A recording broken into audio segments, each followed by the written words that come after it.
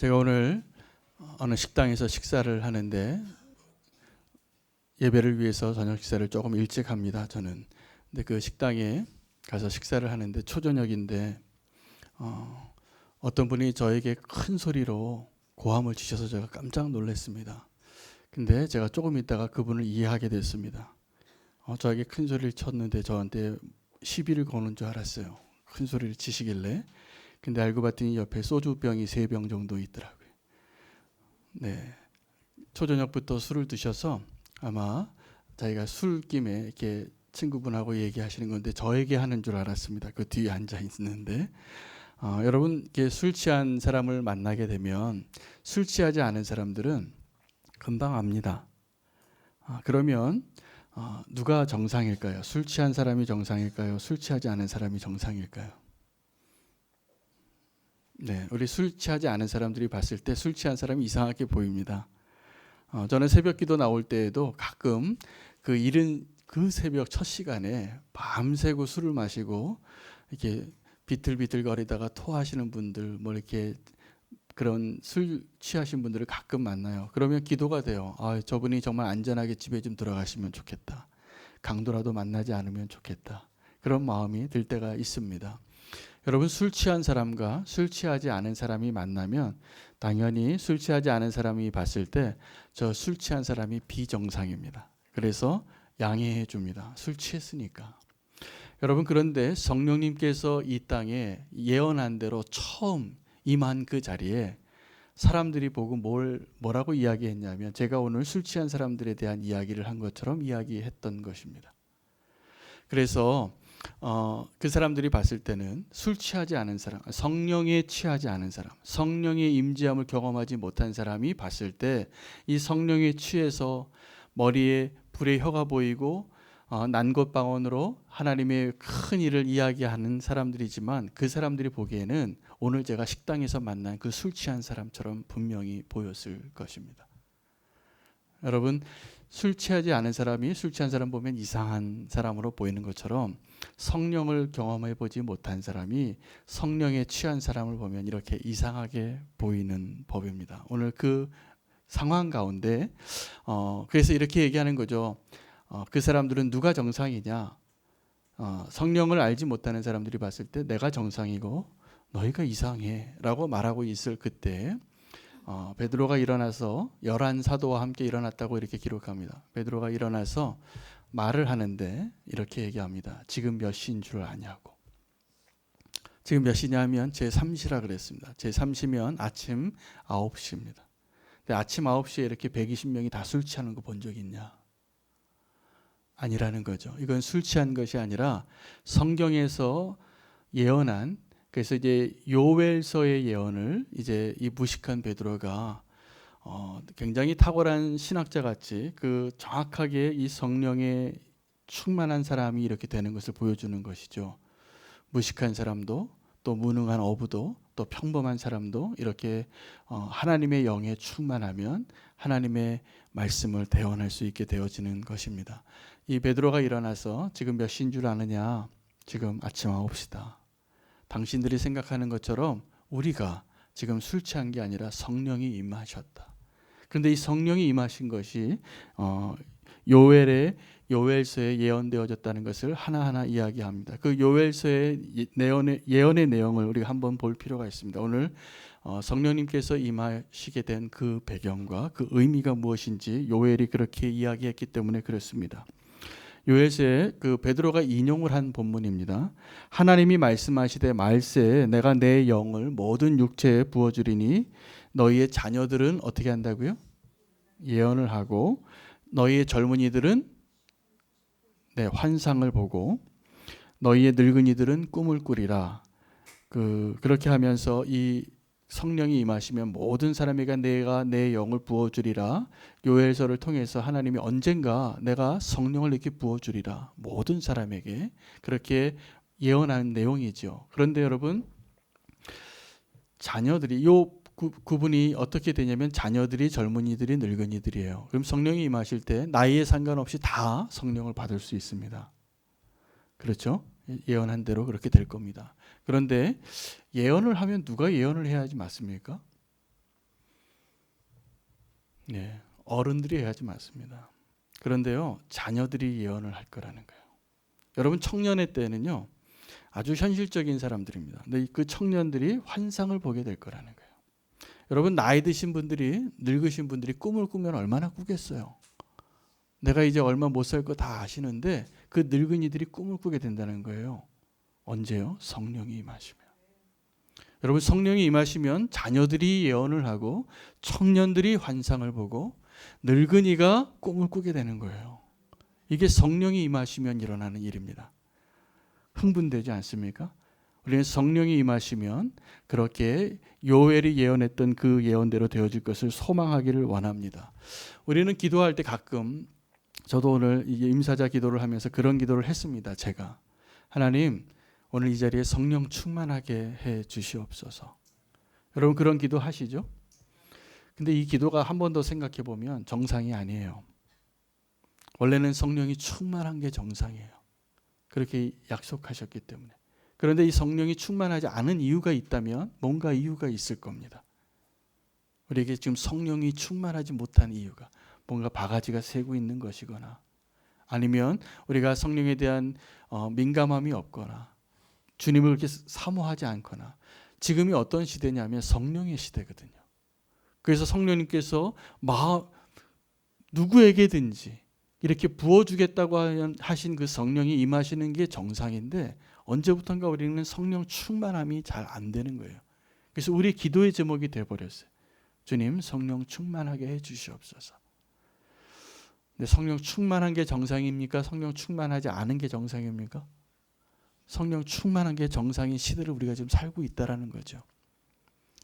그래서 우리가 그 기도할 필요가 없는 때를 살기를 소망합니다.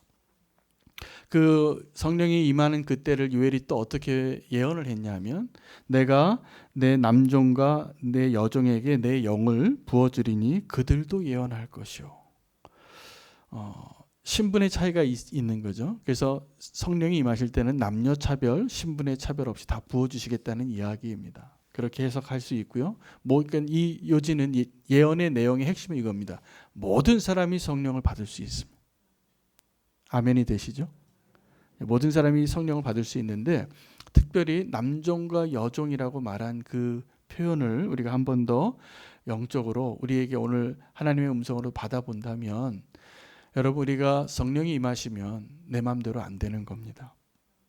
주인이 바뀌어서. 그래서 남종과 여종이 되는 겁니다. 여러분 예언하는 것은 하나님의 일을 선포하는 거잖아요.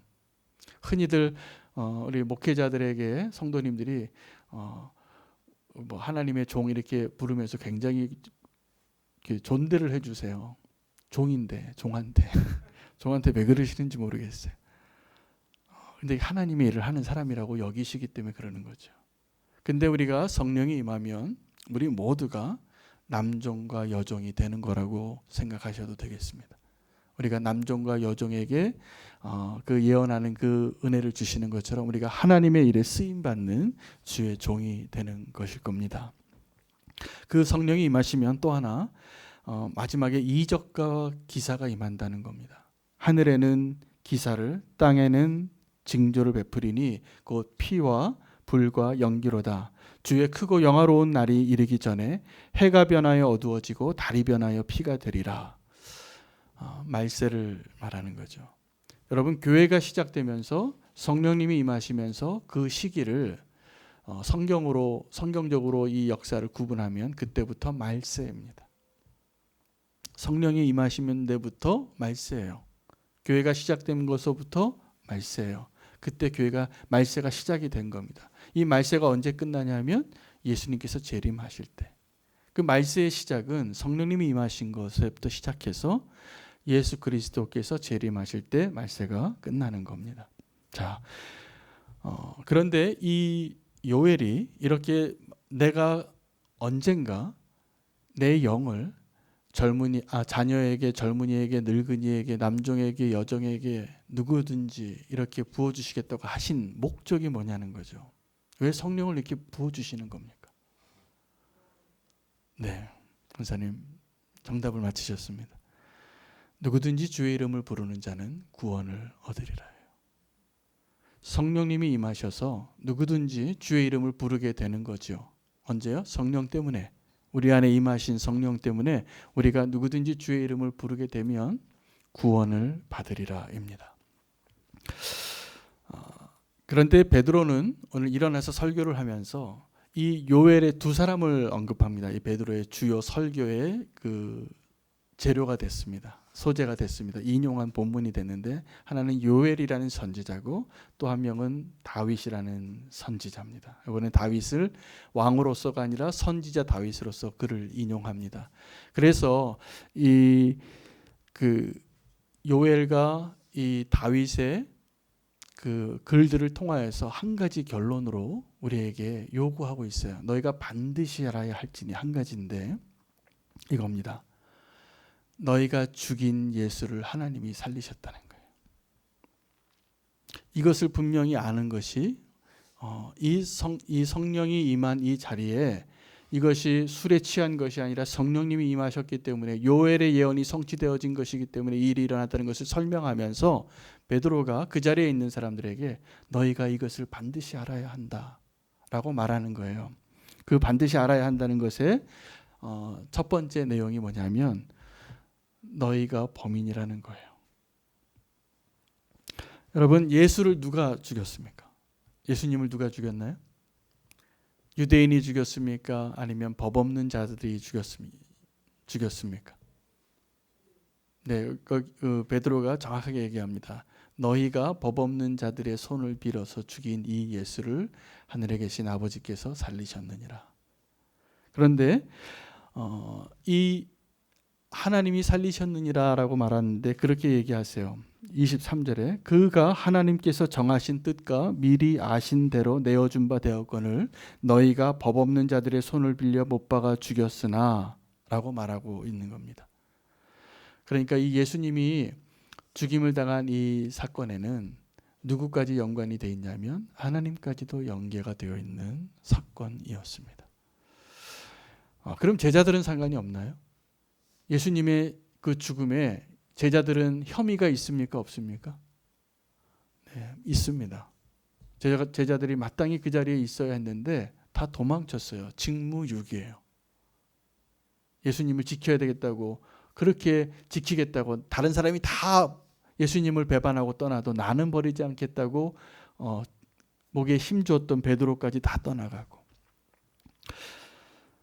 여러분, 만약에 어떤 사람이 폭력배를 동원해서 돈을 한 봉투 주고 저 사람 좀 죽여주세요 그랬어요. 그래서 그 폭력배가 내가 죽이길 원하는 그 사람을 죽였으면 누가 죽인 겁니까? 돈 준 사람입니까? 칼을 찌른 사람입니까? 네, 둘 다예요. 목적이 이유가 다르지만 둘 다 죽인 거죠. 지금 이 유대인들은 그렇게 죽인 거예요. 누구를요? 유대인의 왕을. 예수 그리스도를 저 법 없는 자들의 손을 빌어서 죽였다라고 분명히 말하고 있는 것입니다. 그런데 놀랍게도 이 일에 하나님까지 연루가 되어 있는 것입니다. 어떤 사건이에요? 예수님의 십자가 사건에는 하나님까지도 예수님의 죽음에 연관이 되어 있습니다. 그렇게 죽임당하게 하나님이 정하셨어요. 그렇게 배신을 당하고 그렇게 나무에 달리고 그렇게 피를 흘리고 그렇게 질고를 당하고 그렇게 고통을 당하고 그렇게 채찍을 맞으시고 돌아가시도록 각본을 짜신 분이 하나님이십니다. 하나님께서 사실은 이 모든 일에 이 사건에 사실은 배후에 계신 거죠. 예수님의 죽음에는 우리 모두가 다 공범입니다. 근데 그 일에 지금 베드로가 뭐라고 얘기하냐면 우리가 증인이라는 거예요. 여러분, 아가사 크리스티의 소설 가운데 영화로도 만들어졌는데 오리엔탈 특급 살인이라는 소설이 있습니다. 아주 유명한 소설입니다. 이 소설 때문에 아가사 크리스티가 아주 굉장히 유명한 탐정 추리 소설가가 됩니다. 이 이야기는 어떻게 시작이 되냐면 터키에 있는 이스탄불에서 런던으로 가는 그 초호합한 열차에 아주 비싼 티켓을 타고 귀족들만 타는데 살인 사건이 발생을 해요. 근데 이 탐정이 그 특급 열차에 탔었어요. 왜냐하면 자기가 생명의 위협을 받고 있었던 어떤 사람이 내가 죽을 것 같으니까 나를 좀 지켜달라고 그 탐정을 부른 거예요. 그런데 진짜로 그 사람이 죽어요. 그 기차가 여행을 이제 이스탄불에서 런던까지 가는 그 시간 동안에. 그래서 이제 이 탐정이 열차를 또 사고가 났을 때 세워놓고 한 사람씩 다 신문을 해요. 그래서 아리바이를 다 조사를 해보는데 그 용의선상에 들어온 13명의 사람들이 다 알리바이가 다 성립이 되는 거예요. 근데 이 소설의 마지막에 놀라운 반전이 일어납니다. 어떻게 반전이 되냐면 책을 안 읽어보신 분한테는 죄송한데 제가 이 마지막 이야기를 해드리기 때문에 그 13명이 다 죽인 거예요. 그 13명이 그 사람에게 이 사람이 워낙 악인이었어요. 악당이었는데 이 사람한테 원한이 진 사람이 너무나 많았던 겁니다. 그래서 그 중에 한 사람이 라인업을 했어요. 이 13명을 다 불러요. 그리고 이 열차에서 우리가 죽이자. 그래서 실제로는 한 사람씩 찔러요. 그래서 내가 먼저 찌르겠다고 막 서로 다퉈요. 그게 실제 사건인 거죠. 그런데 이 탐정이 그것을 밝혀내요. 전혀 알리바이도 다 형성이 되고 상관이 없는 것 같은데 이 사람들을 다 신문하는 과정에 보니까 그 죽은 사람하고 다 연관이 있다라는 것을 이 탐정이 밝혀내는 거예요. 여러분, 성령님이 우리에게 임하시면 성령님이 어떤 일을 하시냐면 네가 죽였지 라는 걸 밝히는 거예요. 그래서 성령님이 우리에게 임하실 때 밝히 알게 되는 겁니다. 이게 성령님이 임하신 첫 번째 증거가 됩니다. 성령님이 임하시면 내가 예수 그리스도를 죽인 그 13명 가운데 한 명이라는 것을 알게 돼요. 그런데 이제 그 예수님께서 그렇게 죽임을 당하신 거죠. 모든 사람이 다 관여해서 사실은 예수 그리스도의 십자가의 죽음은 하나님을 포함하여 유대인과 이방인들과 제자들과 또 역사 후에 나올 그 모든 범죄한 우리들까지 포함하여 다 예수님을 한 번씩 찔러 죽인 공범들이에요. 여러분 이걸 아셔야 돼요. 이걸 성령님께서 알게 해주시는 거예요. 그럼 너희가 확실히 알지니 너희가 죽인 예수 그리스도를 하나님께서 살리셨느니라. 이것을 우리는요 다 나는 아니야 라고 말하고 있는 사람들이에요. 근데 성령이 임하시면 알아요. 내가 예수 그리스도를 죽인 그 사건의 공범이라는 것을. 적어도 내가 그것을 외면하고 지나치는 사람도 사실은 공범인 거죠. 감정적인.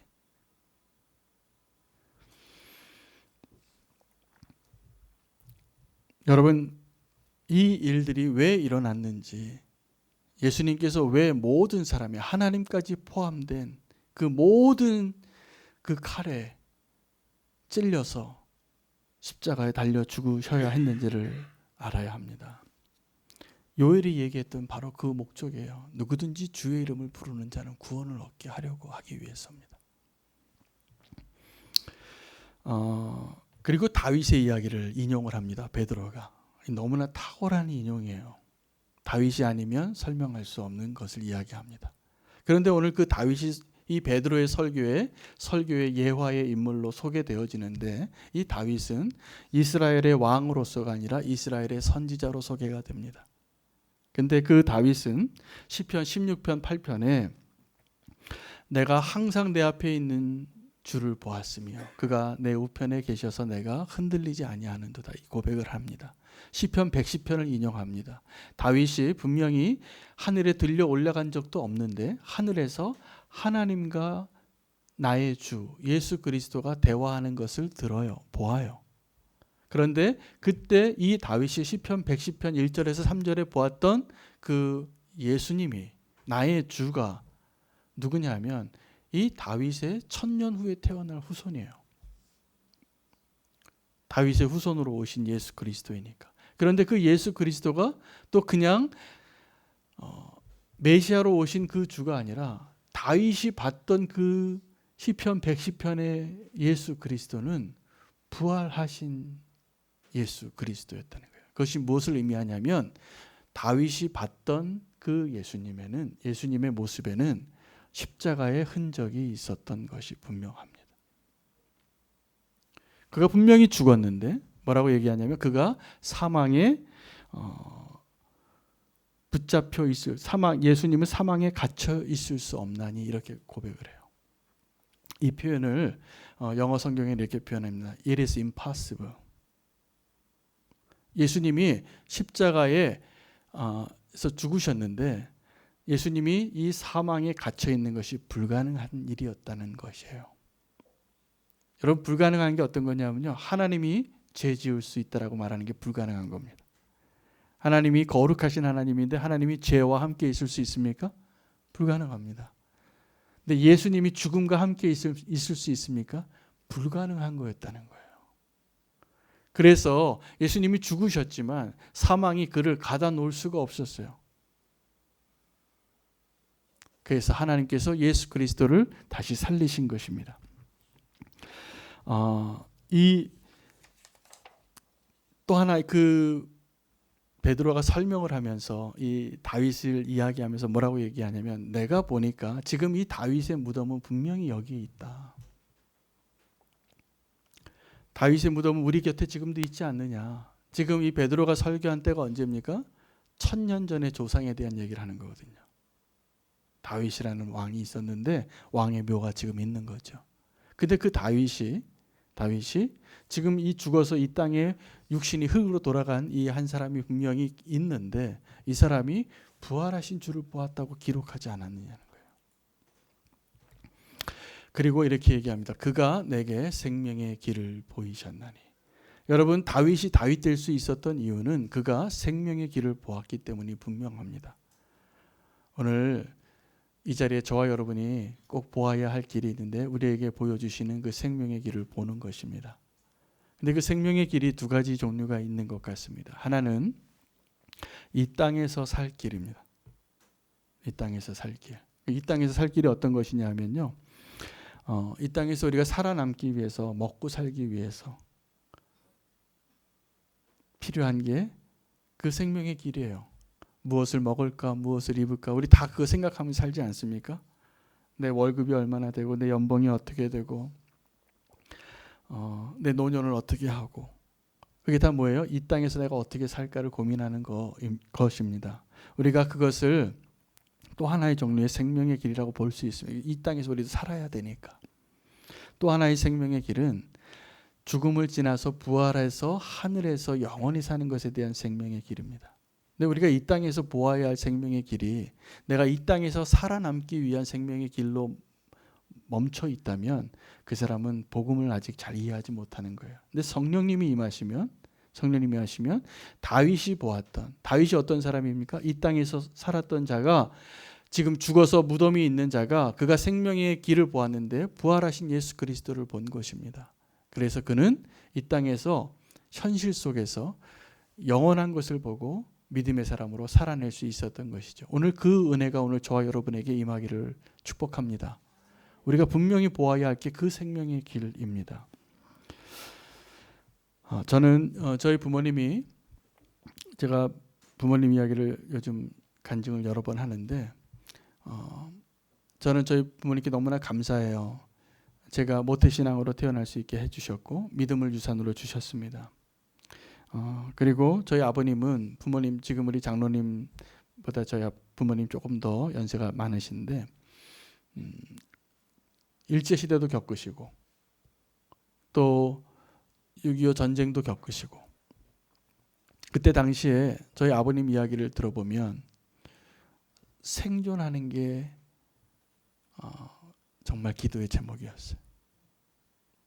이북에서 피난선을 타고 내려오셨는데 인천항에 들어오는데 그 배를 타기 위해서 정말 구원을 받으셨더라고요. 그때 그러한 경험을 통해서 그 생명의 경험, 생명의 줄을, 생명의 길을 바라봤던 그 경험을 하신 거죠. 그래서 이제 저희 부모님의 신앙과 저의 신앙이 어떻게 다른가 이제 설명해 드리려고 그런 거예요. 저는 그걸 경험해 보지 않았어요. 이 땅에서 생존하기 위해서 생명의 길을 경험한다는 것이 무엇인가? 이 땅에서 죽음 가운데 있다가, 이 땅 가운데에서 폐허 가운데 있다가 이것을 건설하고, 지금 사실 우리 부모님, 저에게 있어서 부모님 세대는 제가 너무나 감사할 수밖에 없는 세대예요. 정말 전쟁의 폐허 가운데 아무것도 없는 그 잿더미 가운데 있었던 이 나라와 민족을 재건하신 분들이거든요. 그래서 저는 그렇게 생존을 내 앞에 내 목에 칼이 들어오고 내 옆에 폭탄이 터지고 내 옆에 예수 믿는다고 숙청을 당하고 이런 모습을 보지 않고 저는 살았어요. 우리 자녀들은 더 편안한 생활을 하고 있겠죠. 그런데 우리 부모님들은 그러한 생존을 위해서 신앙을 가지셨던 세대시더라고요. 그래서 제가 나중에 하나님의 은혜로 예수님을 만났습니다. 20대 청년 때 예수님을 만나고 제가 뜨겁게 신앙을 갖다가 우리 부모님의 믿음을 보니까 이게 아닌 것 같은 때가 있었어요. 이 청년의 신앙으로 봤을 때 우리 아버님이 장로님이신데 너무나 현세적이신 것 같은 거예요. 우리 어머님 권사님이신데 너무 이 땅에 있는 복을 너무 원하시는 것 같은 거예요. 잘 살고 싶어 하시고 이 땅에 있는 그것을 더 놓지 못하시는 것 같고, 그 청년의 때 그냥 정말 순수하게 예수님을 만나고 제가 부모님 세대의 신앙을 제가 판단하고 정죄했던 적이 있습니다. 근데 제가 지금 조금 철들고 그분들을 이해하기 시작했어요. 이분들은 내가 경험하지 못했던 그런 전쟁과 가난과 폐허의 시대를 경험하셨기 때문에 이게 정말 절박하셨겠구나. 그건 제가 충분히 이제 이해가 됩니다. 그런데 그럼에도 불구하고 우리가 정말 바라봐야 할 생명의 길이 무엇인가? 이 땅에서 우리가 편안하게 살고 조금 더 안전하고 건강하게 살고 조금 더 오래 살고 부유하게 살고 행복하게 살고 안락하게 사는 것이 생명의 길인가? 그렇지 않을 수 있습니다. 제가 우리 부모님에게 그러한 믿음의 유산을 받아놓고 또 제가 예수님을 또 인격적으로 만나고 나서 선교사가 되겠다고 하니까 저희 부모님이 찬성을 했을까요? 반대를 하셨을까요? 네, 저희 부모님을 비롯해서 저희 친가 쪽 외가 쪽이 다 기독교 집안인데 아무도 찬성을 안 하시더라고요. 심지어는 저희 담임 목사님까지 윤호야, 네가 지금 그럴 때가 아니다 라고 말씀하셨어요. 저는 다 이해를 해요. 왜냐하면 저를 너무나 사랑하시고 저희 가정 형편을 아셨거든요. 그때 저희 아버지가 제가 선교지 나갈 때 완전히 망하셨거든요. 그래서 너가 지금 이 가문을 다시 일으켜 세우고 너 외아들이잖아. 네가 지금 가면 아버지 어떻게 살려고 하니? 그래서 제가 그때 정말 기도를 했습니다. 하나님, 저를 부르신 게 맞다면 그때 선교에 나갈 모든 필요들이 있었는데 아무것도 준비가 안 돼 있었는데 그걸 채워주시는 것을 사인으로 주세요. 근데 그게 기적같이 채워지더라고요. 그리고 지금까지 믿음의 길을 선교사로 목사로 살 수 있도록 주님께서 길을 열어주셨던 것 같습니다. 그래서 이제 제가 또 제 자녀를 시집 보낼 나이가 됐잖아요. 그런데 이번에 첫 딸이 시집을 갔는데 나 같으면 어떤 생각을 할까 생각이 들더라고요. 제가 부모님 마음이 이해가 되더라고요. 조금 더 편안하고 조금 더 잘 살기를 바라고 안전하기를 바라고 안락하기를 바라는 마음이 저에게 있더라고요. 부모니까. 그래서 우리 부모님을 제가 이해하게 됐어요. 그런데 그게 정말 생명의 길이냐는 것이죠. 우리가 정말 생명의 길을 주님께서 보여주신다면 우리가 그 생명의 길을 가는데 후회하지 않고 기쁨으로 축복할 수 있는 오늘 저와 여러분 되시기를 바랍니다. 그래서 우리는 교회에서 만약에 선교사가 나간다 그러면 목사 딸이 나가고 장로 아들이 나가고 그래야지 정상이에요. 아멘 되세요, 장로님? 네, 그게 정상입니다. 그게 생명의 길이라면 그럴 수 있기를 원합니다. 그게 정말 우리가 이 세상에서의 생명의 길과 우리가 정말 생명의 길을 본 사람이라면 그렇게 살아야지 정상이라고 저는 믿습니다. 요한 3서 1장 2절에 우리가 아주 유명한 성경 구절입니다. 사랑하는 자여 내 영혼이 잘됨 같이 내가 범사에 잘되고 강건하기를 원하노라. 우리가 누군가한테 축복할 때 많이 쓰는 가이오 장로에게 쓴 요한 장로가 쓴 편지죠. 여러분, 우리가 축복이라고 말할 때 이 땅에서 내 영혼이 잘됨 같이 네가 범사에 잘되고 형통하기를 원한다, 이걸 축복으로 말하면서 영혼이 잘 되는 것이 무엇인가를 자꾸 그거는 빼먹어요. 그거는 부사같이 생각해요. 우리가 정말 원하는 것은 이 땅에서 잘 사는 것을 너무나 원할 때가 많습니다. 오늘 우리가 바라봐야 할 그 성령님께서 우리에게 임하시면 성령님만 보여주시는 생명의 길은 다른 것이 아니라 내가 예수 그리스도를 죽인 자였고 그리고 하나님께서 그 예수 그리스도를 살리셨다는 것을 알게 되는 것입니다. 그때 우리는 정말 생명의 길로 나아갈 수 있게 될 것이라 믿습니다. 오늘 그러면 여러분, 저와 여러분 가운데 오늘 어떤 사람이 그 생명의 길을 보아야 합니까? 어떤 분이 생명의 길을 보아야 합니까? 제가 이렇게 묵상을 했어요. 어떤 사람이 생명의 길을 보아야 하는가? 예수님을 알지 못하는 사람이 그 길을 보아야 되겠더라고요. 또 어떤 분들은 지금 죄의 유혹 가운데 있는 분이 있다면 그 생명의 길을 보아야지 죄 짓지 않고 빛 가운데 나오겠더라고요.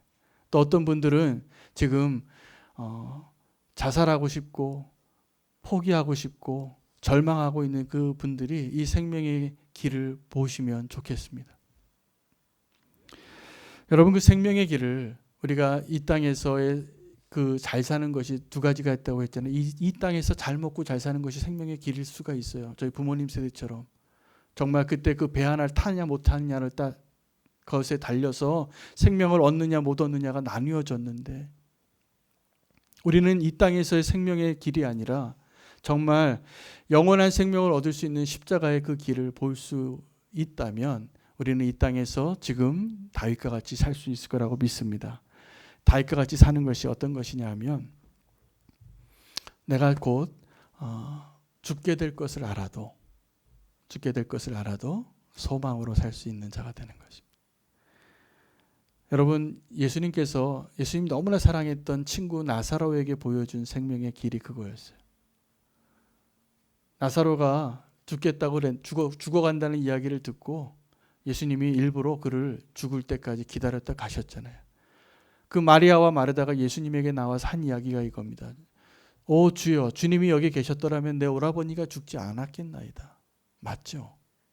그리고 네 오라버니가 다시 살리라. 그렇게 얘기하니까 언젠가는 살겠다라고 말을 해요. 그 부활에 대해서 다 알았던 자매예요. 그런데 예수님이 보여주시고자 했던 그 생명의 길은 지금 내가 부활이요 생명이요 나를 믿는 자는 죽어도 살겠고 살아서 나를 믿는 자는 지금 그 생명을 얻을 수 있는 그 믿음을 주시겠다고 약속하신 것입니다. 오늘 우리가 그 생명의 길을 볼 수 있게 되어지기를 원하는데 그 생명의 길을 볼 수 있는 길이 한 가지로 가능하게 된 것입니다. 성령이 임하시면. 여러분, 성령 충만한 사람과 성령 충만하지 않은 사람의 그 차이는 내가 지금 생명의 길을 보고 있는가 아니면 아직도 그것이 확실하지 않은가예요. 내가 성령 충만한가 아닌가는 내가 찬양을 얼마나 뜨겁게 올려드리고 있는가, 어떻게 내가 겉으로 보이는 신앙생활을 얼마나 열심히 하고 있는가가 아니라 지금 그 성령 충만함으로 그 생명의 길을 볼 수 있다면 우리는 이 세상이 감당할 수 없는 놀라운 축복 가운데 그 길을 걸어가고 있을 것이라 믿습니다. 그 성령 충만한 사람, 또 그 생명의 길을 걷고 있는 사람들의 특징은 행복합니다. 기쁩니다. 상황이 어떠하든지. 오늘 그 생명의 길을 보여주시는 그 하나님의 은혜 안에 우리가 함께 서서 우리 상황과 입장이 다 다를지라도 함께 그 생명의 길로 나아가는 우리는 교회 성도님들 되시기를 축복합니다. 우리 함께 기도하겠습니다. 우리가 반드시 알아야 할 것 두 가지를 오늘 베드로는 우리에게 설교했습니다. 요엘의 예언과 또 다윗의 삶을 통해서 우리가 알아야 할 것 두 가지가 무엇입니까?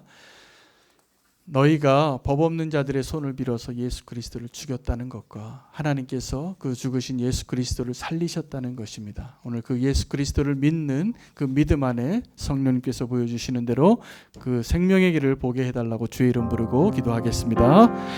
주여, 하나님, 오늘 시간에 우리가 함께 기도하기를 원합니다. 절망 가운데 있거나 또 좌절 가운데 있거나 죄악 가운데 있거나 하나님 것을 포기하고 싶은 그런 믿음의 좌절 가운데 있을 때 하나님 그 생명의 길을 보고 성령의 충만함으로 기쁨으로 나아갈 수 있는 한 사람 한 사람 될 수 있도록 아버지 하나님 우리의 발걸음을 인도하여 주시길 원합니다. 하나님, 너희가 죽인 이 예수를 하늘에 계신 하나님께서 살리셨느니라. 베드로가 너희가 이것을 확실히 알지니 하나님, 우리가 그것을 확실하게 하여 주셔서 하나님, 내가 예수 그리스도를 죽인 그 사건 가운데 공범이고 하나님께서 다시 살리신 예수 그리스도께서 우리를 하나님께로 향한 그 생명의 길로 인도하신 것을 믿고 의심하지 아니하기를 원합니다.